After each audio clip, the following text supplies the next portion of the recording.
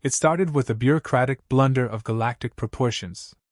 Deep in the quiet, uncharted reaches of space, in what had long been considered an insignificant corner of the galactic bureaucracy's territory, an entire sentient species had somehow gone unnoticed. That species was humanity. We had settled into complacency, convinced that our dominion over the stars was complete. So, when radio signals began streaming across the void, crackling with music, news broadcasts, and something called talk shows, the bureaucrats in charge were caught off guard. The signals were everywhere, cluttering the quiet of space with chaotic energy. Worse yet, the humans had already deciphered our language and without hesitation had started hailing one of our colony worlds, attempting to make contact. They had been observing us, studying us, for nearly a full year before we had even realized they existed. As it turns out, there was a protocol for this sort of situation, typically used for primitive species who had only recently discovered faster-than-light travel. The galactic bureaucracy begrudgingly extended to humanity a 100 light-year sphere around their home planet as a protective buffer. Unfortunately, this space included a section of Ceridian territory, and that was bound to cause problems later.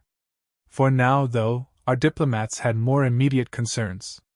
When our representatives first met humanity, they were struck by two things: their physical appearance and their astonishing resilience. Earth, it turns out, lay on the upper limits of what we had long considered the threshold for spacefaring life. The planet's gravity was so intense that many of our scientists had previously theorized that life on such worlds would struggle to reach space at all. Indeed, on Earth, early spaceflight had been perilous. Many attempts had ended in failure. Yet, against all odds, humanity had persevered. At first glance, humans were not large by galactic standards. In fact, they were rather short, averaging around 2 meters in height, barely half the size of some of the more imposing species within the bureaucracy. But their strength was another matter. Years of living under immense gravity had gifted them a kind of physical power that was almost terrifying. Even compared to other high-gravity species, humans were monstrously strong. Their muscular frames, although leaner than most, were built for endurance and brute force. And then there was their movement, quick, efficient, almost mechanical. Where most species glided or drifted with a natural grace, humans moved with purpose, with a kind of brutal pragmatism that made them seem like bumbling, oversized children. They had a habit of charging headfirst into situations, solving problems by sheer force. This reputation grew quickly, fed by stories of human engineers smacking malfunctioning machinery into working order with their bare hands. In time, it became a running joke within the bureaucracy. Humans were the blunt instruments of the galaxy, solving their issues with brute strength and tenacity instead of finesse. Yet, despite this reputation, the humans were endlessly optimistic. They possessed an unshakable cheerfulness that made them easy to underestimate. Even when they spoke of their history, full of wars, conflicts, and the painful lessons of a violent past, they seemed embarrassed by it, as though ashamed of their species' darker impulses. The nervous diplomats stammered through descriptions of humanity's warring ages, apologizing profusely for what they perceived as barbarism. It was almost endearing, especially when our diplomats, accustomed to much bloodier histories, laughed it off and reassured them that such conflicts were not unusual in the galaxy. This light-hearted approach did little to dispel the growing number of jokes about humans. They had become the galaxy's favorite comedic subject, a species so unfathomably strong and clumsy that they were laughed at even when people were secretly terrified of what they might do if truly angered. Of course, the humans eventually learned of the jokes. Their reaction? They laughed right along with everyone else, even contributing jokes at their own expense.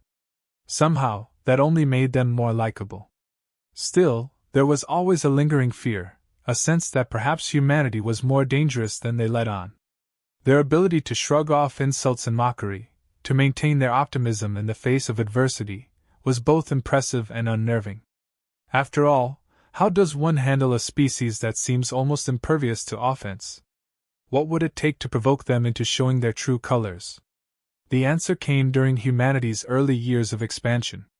Freed from the constraints of their home system, they began colonizing the buffer space given to them by the bureaucracy.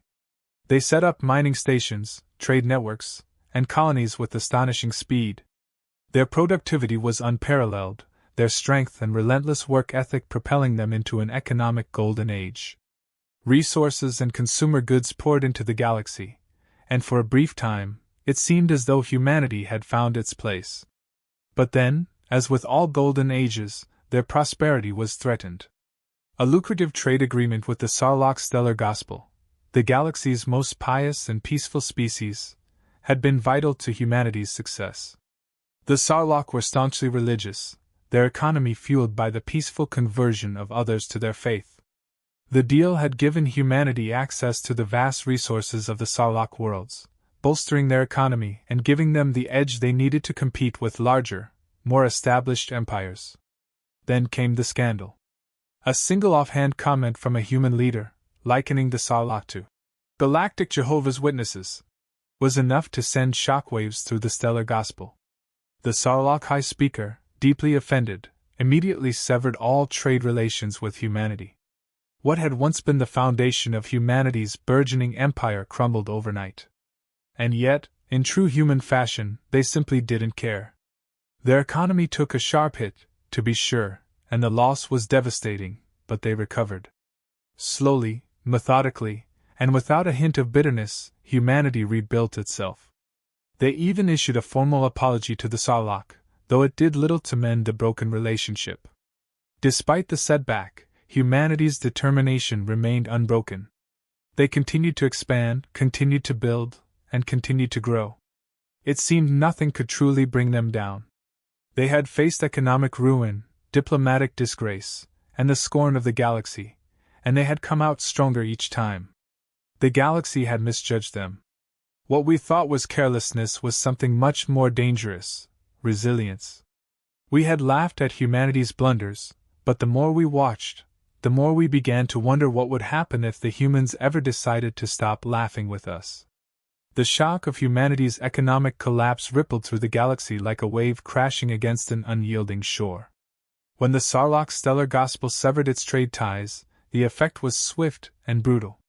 Human markets teetered, and for a time, it seemed their expansion into the stars might come to an abrupt halt. But humans had a peculiar trait that many in the galactic bureaucracy had underestimated: they were incredibly resourceful. In the months following the fallout, human companies began pivoting at an alarming rate. Where once they had depended on Sarlacc imports of rare minerals and goods, they now focused on developing new sources. Earth-based corporations and colonies on the edge of human space ramped up mining operations, tapping previously untouched resources in the buffer zones. Humans, known for their brute strength, took to the deep void and the planets with harsher environments, extracting minerals from places other species avoided. Their sheer resilience was nothing short of extraordinary. Even as their economy faltered, they continued pushing forward, never accepting defeat. It was this defiance that allowed them to not only survive the loss of the Sarlacc but to come out stronger than before. However, the economic fallout left scars. Widespread unemployment and unrest in the colonies tested humanity's unity, threatening the fragile alliances they had built within their own species. Amid the internal turmoil, a darker threat loomed, one that had been brewing ever since humanity had claimed its 100-light-year buffer zone. The Ceridian Dominion, an ancient empire of ruthless warlords, had been watching humanity's rapid rise with growing unease. The Ceridians were a warrior species, known for their brutal campaigns and merciless rule over conquered planets. Their empire stretched across hundreds of systems, their warlords feared throughout the galaxy. The problem was, humanity's buffer zone had inadvertently sliced through a key portion of Ceridian territory. To the Ceridians, it was an insult, a sign of weakness from the galactic bureaucracy, which had failed to properly assert its authority. As far as the Ceridians were concerned, the humans were trespassers, and the bureaucrats who had granted them the territory were fools. At first, the Ceridians seemed to tolerate humanity's presence, if only because they believed the young species would implode after the economic hit they had taken. But as the months passed and humans began to recover, Ceridian patience wore thin. Warlord Draxus, one of the most powerful Ceridian leaders, began openly discussing military action. Draxus had carved out an empire through sheer force, his conquests marked by the complete subjugation of dozens of species. He viewed humanity as a nuisance, one that needed to be swiftly dealt with before they became a genuine threat.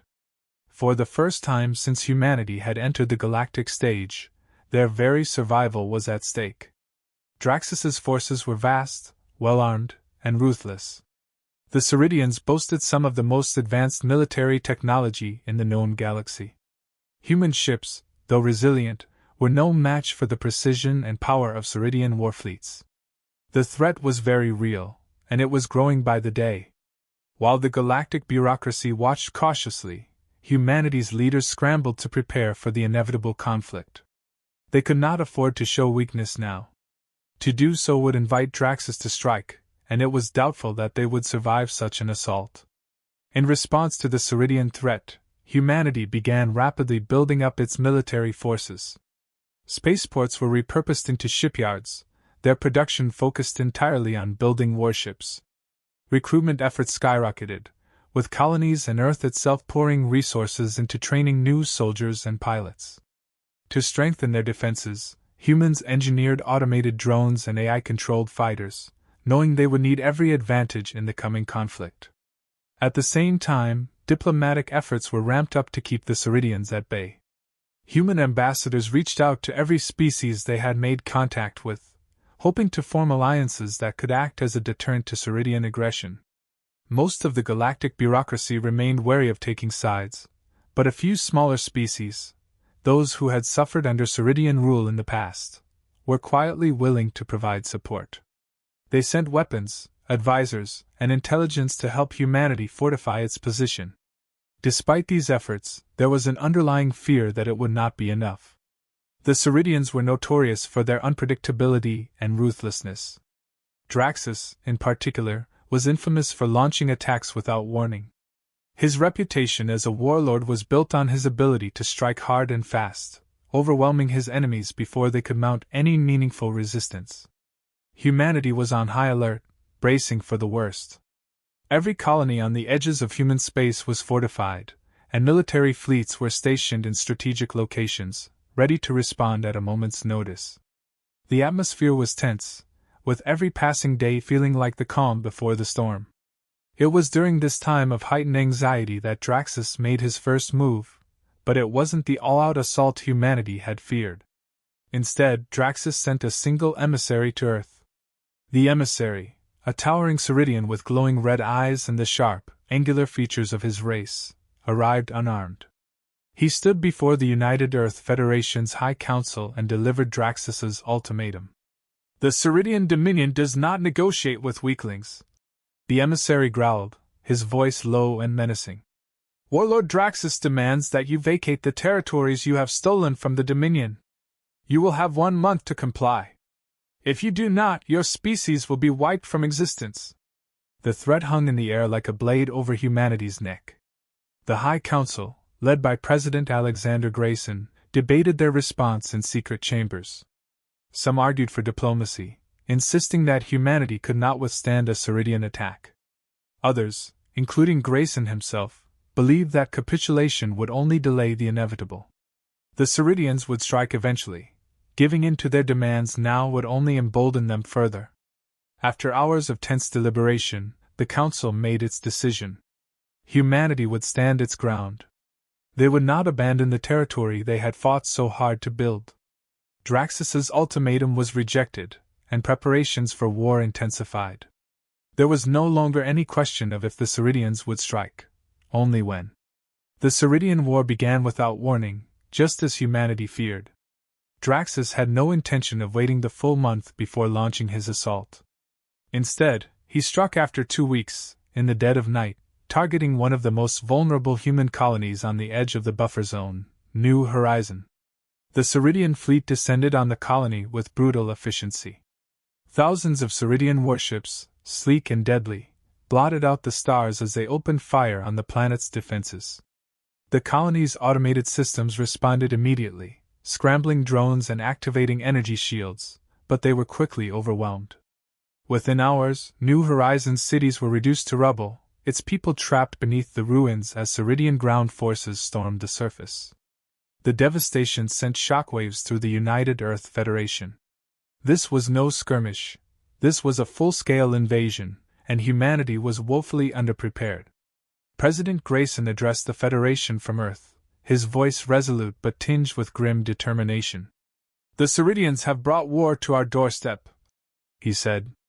"They believe we are weak. They believe we will cower and retreat. But they are mistaken. We will fight. We will defend our colonies, our people, and our future. We will show the galaxy what humanity is capable of." Across the galaxy, human forces mobilized. Fleets that had been hastily constructed in the months prior were now thrust into action. Earth's defenses were reinforced, and colonies on the outer rim braced for attack. The Ceridians, known for their ruthless blitzkrieg tactics, launched coordinated assaults on multiple fronts, striking at human infrastructure and supply lines. They aimed to cripple humanity's ability to resist, and for a time, it seemed their strategy was working. In the early days of the war, human losses were heavy. Entire fleets were obliterated in battles against Ceridian warlords, and several colonies fell under Ceridian occupation. Humanity's military, though strong in spirit, lacked the experience and technological edge that the Ceridians possessed. It became clear that if humanity wanted to survive, they would have to adapt, and fast. The turning point came during the Battle of Vesta, a strategically crucial asteroid belt that served as a major resource hub for the Federation. The Ceridians launched a massive assault, intending to seize control of the asteroid fields and deny humanity access to vital materials. Human forces, led by Admiral Sarah Valen, were vastly outnumbered, but they had a secret weapon, a new class of warship developed in secret over the past year. These ships, known as the Wraith class, were designed specifically for guerrilla warfare in space. They were equipped with advanced cloaking technology, allowing them to strike from the shadows and disappear before the enemy could respond. Unlike traditional human warships, which relied on brute force, the Wraiths emphasized speed, stealth, and precision. As the Ceridian fleet approached, Admiral Valen ordered her forces to retreat. At least, that's what it appeared to be.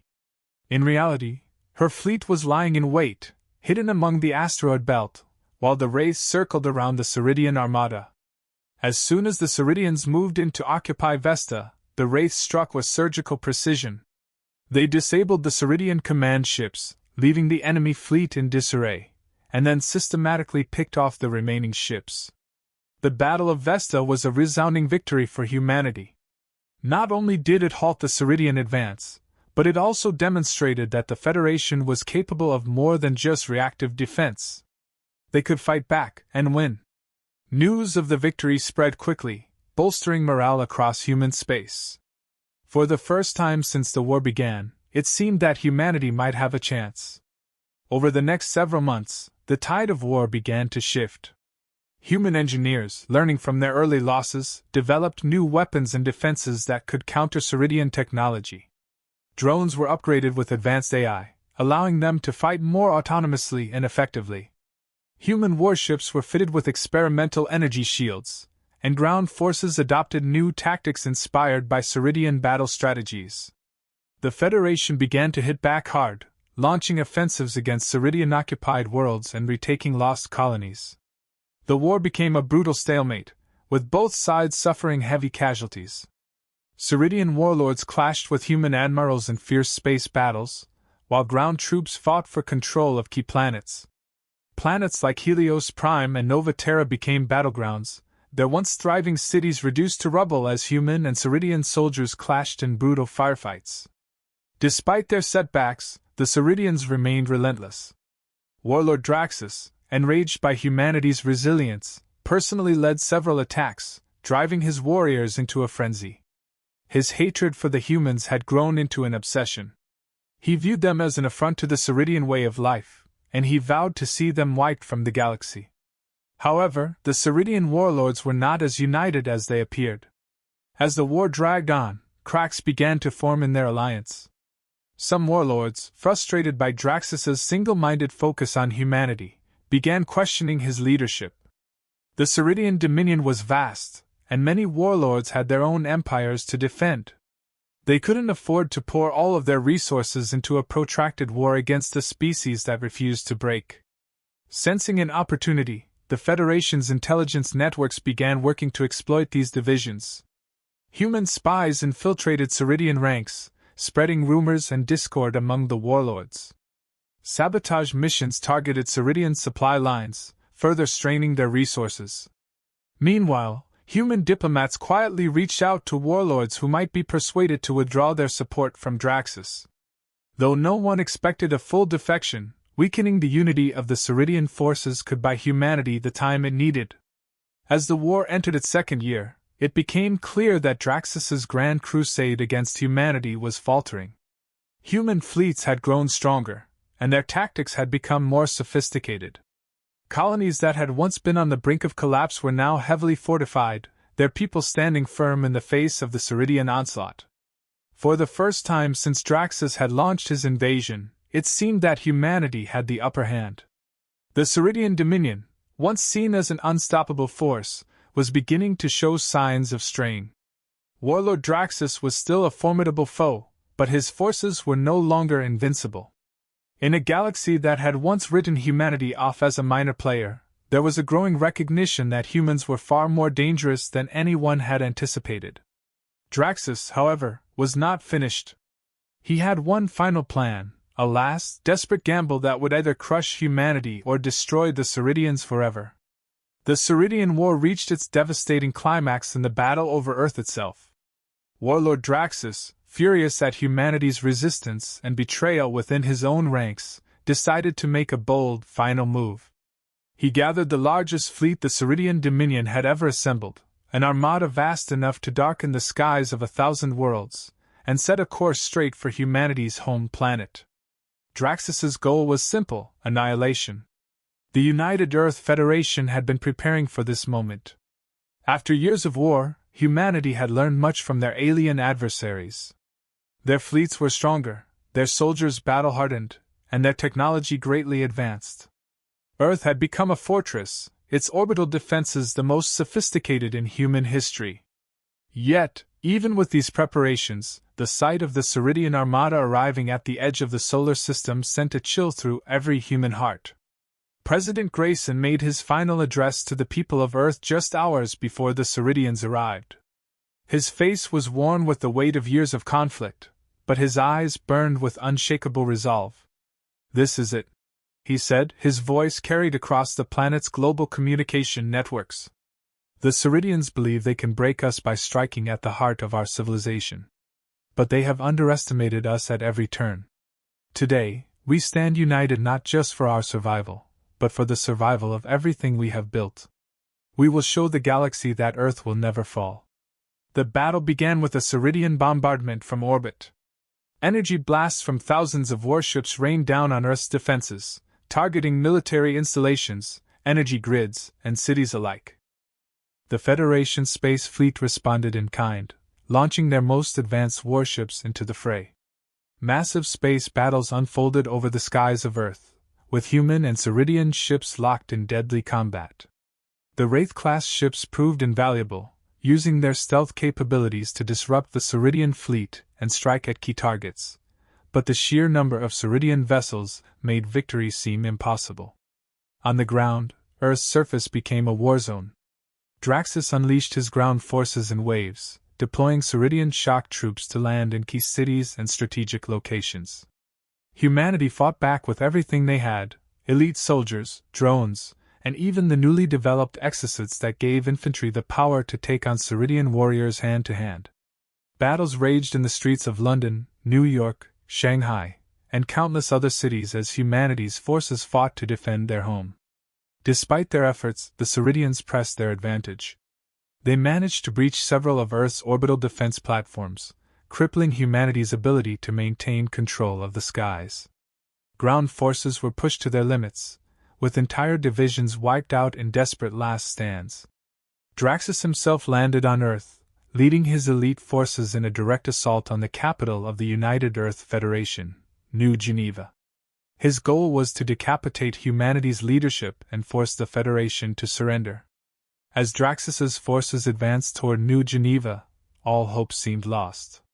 The Ceridian warlords' fury was unmatched, and even with their advanced technology, humanity struggled to hold the line. But just as Draxus prepared to deliver the final blow, something unexpected happened. The cracks within the Ceridian dominion had grown wider. Draxus's obsession with Earth had alienated many of the other warlords, who were now dealing with rebellions and civil unrest within their own territories.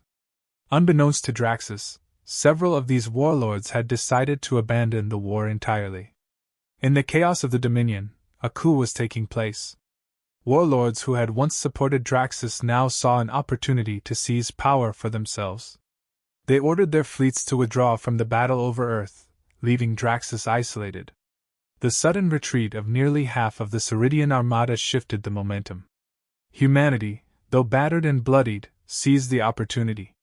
The remaining human fleets regrouped and launched a counteroffensive, targeting the exposed Ceridian command ships. Ground forces, now bolstered by reinforcements from other colonies, launched coordinated strikes on Ceridian positions, pushing the invaders back. In a final, desperate confrontation, Draxus faced off against Admiral Sarah Valen, who had led humanity to victory in the Battle of Vesta. The two commanders had come to embody the war, one driven by blind rage and vengeance, the other by tactical brilliance and unyielding resolve. Their ships clashed in orbit above Earth, with the fate of the planet hanging in the balance. In a daring maneuver, Valen used the last of her fleet's Wraith-class ships to disable Draxus's flagship's engines, leaving it vulnerable. With a precision strike, her forces destroyed the ship's core, killing Draxus and ending his campaign of terror. The Ceridian forces, leaderless and disorganized, quickly fell apart. Within days, the invasion had been repelled, and Earth was saved. Though humanity had won the war, the cost was staggering. Earth had been left shattered, its cities devastated, its people scarred. Millions had died in the conflict, and the damage to the planet's infrastructure would take decades to repair. The colonies fared little better, many of them still recovering from the Ceridian occupation and destruction. In the aftermath of the war, the United Earth Federation was left to rebuild, not just physically, but emotionally. The victory over the Ceridians had proven humanity's strength and resilience, but it had also revealed the true horrors of war. President Grayson, who had led humanity through the darkest days, announced his resignation, choosing to step down and let new leaders take the reins in this time of healing. Admiral Valen became a hero across the galaxy, celebrated for her tactical genius and for delivering the final blow that ended the war. She, too, chose to retire, passing on her command to younger officers who had risen to prominence during the conflict.